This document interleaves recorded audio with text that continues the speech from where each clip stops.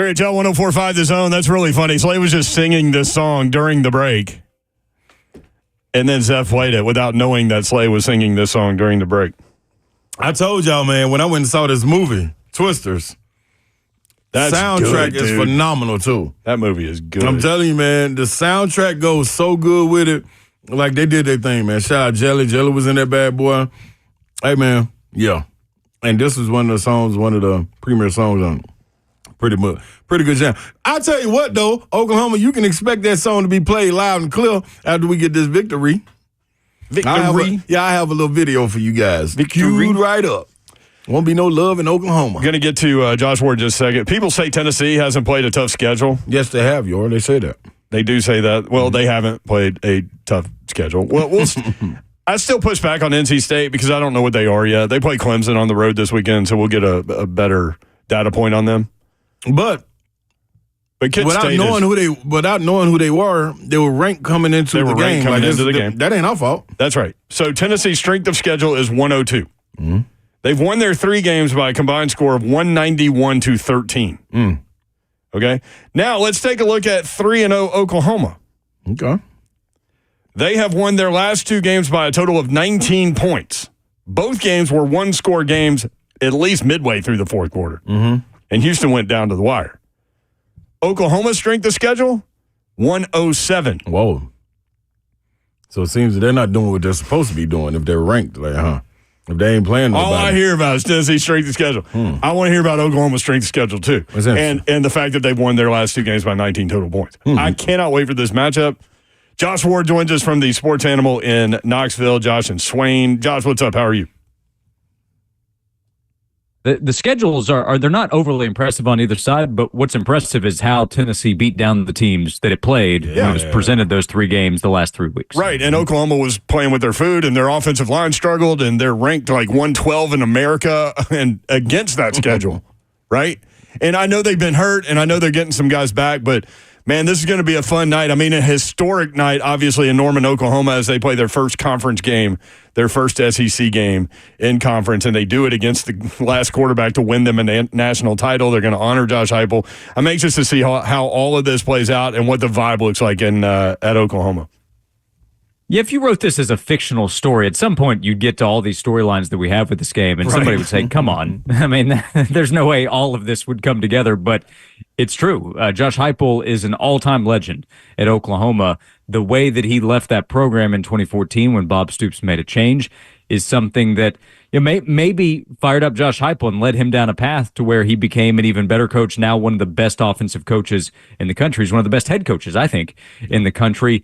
To have this kind of opportunity, the scheduling is no coincidence, of course. That actually was written up for them to play in the first game with Oklahoma in the SEC. But the Vols are in a very good position. The Vols have all the confidence going into this one, and they should have the confidence they have. I want to go back to the schedule thing. So what do you think Tennessee would do to Houston? Houston, who is 1-2, they lost to UNLV 27-7. And what would Tennessee have done to Tulane? I mean, they would have blown the doors off both of those teams. Mm-hmm. Like, I'm trying to figure out why the line is just 6.5, honestly. Yeah, to your question, what would Tennessee have done against those teams? My guess is scored at least 50 points. So that would have I'll check that box off quickly. And then probably wouldn't have allowed a touchdown because we have to go back to the end of last year's regular season to the last time that happened. To your question about the line, part of it has to be it's a night game in Norman. 2 weeks ago, Oklahoma was a favorite against Tennessee, so it has moved a touchdown or more probably from where it was. But I have to I guess, also imagine that players coming back, while quarterbacks are really the players that will move a line, players coming back has to hold some of the confidence that Oklahoma is trying to build. Players coming back from injury, night game at home, the build-up to the first SEC game. But if you line these teams up evenly, here's Tennessee, here's Oklahoma. Which one has the advantage going in? I don't know how anybody is saying Oklahoma. Right, so turnovers can dictate. So all things being equal, if there are 0 turnovers for each team, I totally go along with what you're saying, for sure. In terms of a roster, talking to people in that business, the rosters don't compare. But turnovers are an equalizer, and Oklahoma leads the country in forced turnovers. Mm-hmm. Yeah, and they forced a lot of them in the Temple game, but they've been plus in all 3. And I have to imagine that priority number one, if they're putting a list of to-dos in this game, number one is pressure Nico and try to take the ball away to help the offense, because Oklahoma knows if the Sooners have to go up and down the field with Tennessee, Tennessee wins that matchup. If Oklahoma has to tell Jackson Arnold, hey, I know protection might not be there, but you need to go 80 yards a few times to get us some touchdowns, good luck to him. But if the defense can take the ball away, if they can set up Oklahoma's offense in more favorable positions, that is what gives them a chance. So on Tennessee's side, of course, take care of the football. Protect Nico and protect the ball, and that gives Tennessee a very good chance to win this game. Josh Ward with us from Josh and Swain, Sports Animal in Knoxville. Josh, so where do you see their comfort level? As the fans, I was on OKC's the Sports Animal, as a fact, earlier today, and like they're throwing all of the I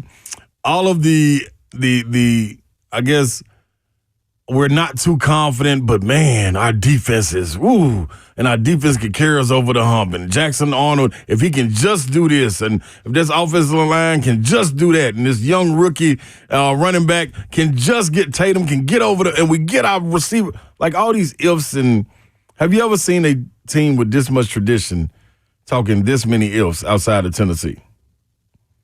Now, it sounds crazy, but honestly, it sounds like conversations we had a few years ago when Tennessee was clearly behind and trying to catch up to the big-time programs, knowing, if all of this doesn't go in Tennessee's favor, Tennessee's probably not winning the game. Right. And that sounds like the conversation that you're describing there in Oklahoma. They have to be thinking, hey, okay, we've got some big guys up front. We brought in a transfer in Dominic Williams. We have this linebacker in Danny Stutzman.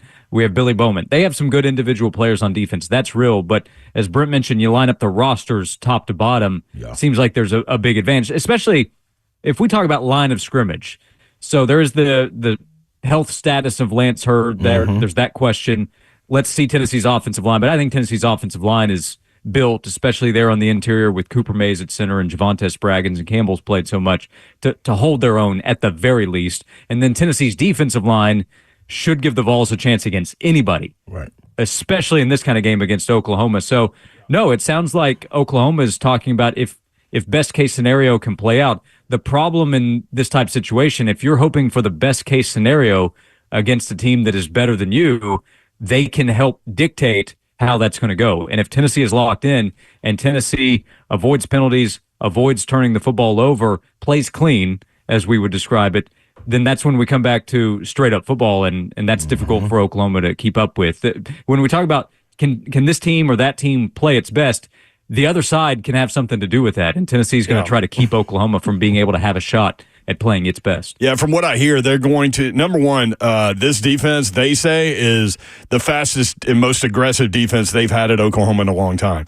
I've heard that they are going to try to fill the box and try to limit Tennessee's run game and force a young quarterback into third and long situations on the road. I think that's the success route for Oklahoma if they can get that done. If they can slow down Dylan Samson in that run game and present Tennessee and a young quarterback with third and long situations in a hostile environment, I just don't think they will be able to.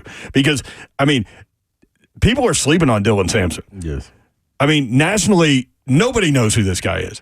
And he has 4 consecutive 100-yard games. He's number 2 in the SEC in rushing, despite playing less than 7 quarters of football so far.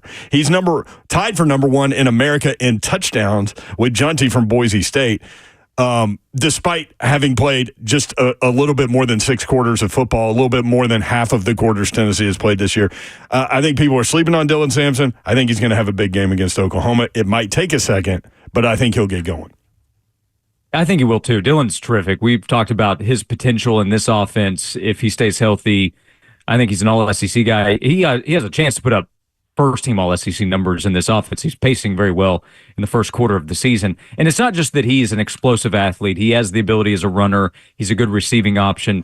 His vision is terrific. And what he's able to do behind Tennessee's offensive line, the tight ends have played such a big role. And Tennessee is doing more than I think they felt comfortable at times over the last couple of years. And in the running game, Dylan Samson really sets up a lot of what they're able to do. So I don't expect numbers from the last 3 weeks because of how dominant they were, but I expect running success. And then we'll see. Nico in the passing game, I think, have faced some questions of why aren't they doing more, and I think a lot of that is what defenses have tried to do against them, and there's just only so much that they've been able to limit, which was very little over the last 3 weeks. I think Samson has a good game. Let's see what the rotation is behind Samson, because Selden was held out last week. I think should be good to go. So you have Selden and Deshaun Bishop, who I think could do really well as well. But this offense really is driven by Dylan Sampson. I think we'll see that again this weekend. Tennessee defensively, when you start to talk about the depth, one thing that seems to lack with them seems to be the stats to kind of match it. But this is usually, I've been saying, this is what the good teams with depth go through. When you look at teams like Georgia, when Jordan, what's his name, Jordan James? Not Jordan James, the big fella. Joshua Josephs or no for Georgia. Jordan a couple years ago. Georgia, they went to Philadelphia. Went to the Eagles. Jordan Davis. Yeah, Jordan Davis. When you got guys like him, but everybody's talking about Jalen Carter. And then when you look at Alabama, it's the same thing with Will Anderson and those guys. Like, that's what it's about. When you have depth, sometimes your numbers dip, but that doesn't mean your productivity dips. Is that what you see with the defensive line and the depth chart and all of that as far as the stats go? Yeah, so we have been asked, hey, when's Pierce getting his sack? And I think he has a good chance this weekend. And we'll see. He entered the season with everybody paying attention to James Pierce, and you can still find plays where he has affected what's happened in the play without seeing the stats. It's the totality of what Tennessee has up front. Tyree West comes in as a reserve, and he's a guy that's starting for almost every defensive line in the country, many of them. I feel comfortable saying that. Everything they have on the interior with the question at center and guys that have or will move around for Oklahoma, that is a big concern for them with what Tennessee has, future NFL guys on the interior. But also, we've seen plays where James Pierce doesn't record anything in the box score, but somebody else does because of it. The pick six that Kamal Hadden had at the end of the first half against South Carolina was because of pressure applied by James Pierce. How he affected offensive tackles that were trying to jump as early as they could to try to get out in front of him, leading to penalties, knocking an opposing offense back. Those are the things that could affect Oklahoma in this game. If Taylor goes at tackle, and whether we're talking about Pierce, I'm focusing on him, but Josephs and West, those guys, what they're able to do, if Taylor's coming back from an ankle injury and he's not 100%, he's just trying to give it a go because it's a big game, against this defensive line, good luck with that. So the pressure that Tennessee could apply to Jackson Arnold could force him into a mistake. We're talking about Oklahoma trying to take the ball away. We know Tim Banks wants to do the exact same thing. Right. And if Tennessee's defense is able to score those turnovers that they plan to, then it's probably lights out in Norman. He was sacked 3 times by Temple. Yeah. He's been sacked 9 times, 3 times in each game. So there will be some opportunities. OU offense, we were talking about these stats yesterday on the show. 3 and outs, number 122 out of 134. Third down conversions, number 110. Sacks allowed, number 117. Offensive success rate, number 116. I mean, when you look at this matchup, that's where you start, right? Oklahoma's offensive line has to perform better because Tennessee is going to destroy them if they put out that kind of effort again. Yeah, and my guess is that they're better because of some guys that we're expecting back. Like if Hickman can't go at center and it's Troy Everett, who's a veteran player, he's better than Bates, who's been in there at center, but better doesn't automatically mean good enough against Tennessee's defensive line. And I'm sure that they have plans of misdirection, how they can use Arnold in the run game to try to get something going. I wonder, is tempo a factor? But Kevin Simon was in for Swain today, with Swain traveling out to Norman, and Kevin was talking about, well, tempo maybe is something they consider on offense, but if they get an opportunity, do they want to sit on it knowing what Tennessee does? So that's something that you consider as well on the other side. Yeah. It's hard to believe that they're going to get everything going that they need to keep up with Tennessee. So that's why Venables' thought has to be slow them down as best we can from the defensive side, get into a fist fight kind of game where we're hoping can you get to 24 points to win? Because if it's 30 plus to win this game, to me, that clearly favors Tennessee. Love it. Josh Ward every Friday from the Sports Animal in Knoxville. Thank you, Josh. Good stuff, man. Josh, I ain't letting you slide out of here that easy, though. Yeah. What's your prediction? Oh, yeah. So I don't know if I'm as confident as you, Ron, but that's typically the case no matter the subject. I do have Tennessee winning by multiple scores. So the score I gave out was 31-20. I have the Vols 50-plus point streak coming to an end, but Tennessee 4-0 with the 31-20 win at Oklahoma. That's funny. That's what I earlier. I think it was Tuesday that on my parlay I took them by 11.5. Now your confidence is probably going to go down knowing that my pick is similar to yours. No, I think it's going to boost, Josh. I think I'm thinking it's just boosted. I might go to 15.5. He's got to make up for you, Josh. I got to pick yours up, baby. Yeah, always add a touchdown to Josh's fearful picks. There he is. He's Josh Ward at Josh_Ward. Give him a follow on X. Thank you, Josh. Good stuff, man. Yeah, thanks, guys. By the way, those 3 50-point games to start the season, first time Tennessee's done that since 1913.